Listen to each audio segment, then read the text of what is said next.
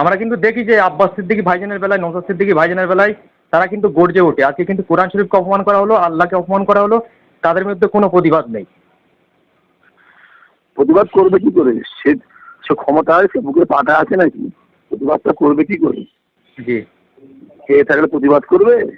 খেয়ে বসে আছে তো সব। ভাইজান, একটা ভিডিও ভাইরাল হচ্ছে, আপনি নিশ্চয়ই দেখেছেন।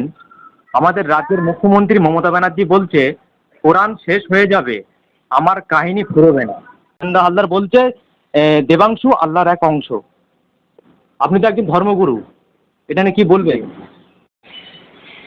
কি বলি বলেন তো, এইসব বিষয়ে কথাটা কি বলবো? আমাদের আল্লাহ পাকের গুরুত্ব ওরা কতটুকু বুঝবে, আর কোরআন শরীফের গুরুত্ব ওরা কতটুকু বুঝবে? ওদের সে জ্ঞান আছে? খাস করে যারা মুখ্যমন্ত্রী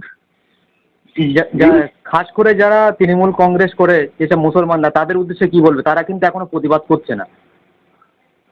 ইমাম সাহেবগুলো বলেন, আমাদের সিদ্দিকুল্লাহ চৌধুরী সাহেব আছেন, আরো সব যারা বড় বড় ইমাম সাহেব ওদের হয়ে দালালি করে তাদের বলেন, তারা কি বলছে দেখেন।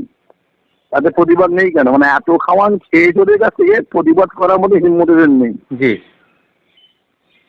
আমরা প্রতিবাদ করবে কি করে? জি জি আমরা কিন্তু দেখি যে আব্বাস সিদ্দিকী ভাইজানের বেলায়, নওশাদ সিদ্দিকী ভাইজানের বেলায় তারা কিন্তু গর্জে ওঠে। আজকে কিন্তু কোরআন শরীফকে অপমান করা হলো, আল্লাহকে অপমান করা হলো, তাদের মধ্যে কোনো প্রতিবাদ নেই। প্রতিবাদ করবে কি করে? সে সে ক্ষমতা আছে, বুকে পাটা আছে নাকি? প্রতিবাদটা করবে কি করে? জি খেয়ে থাকলে প্রতিবাদ করবে? খেয়ে বসে আছে তো সব।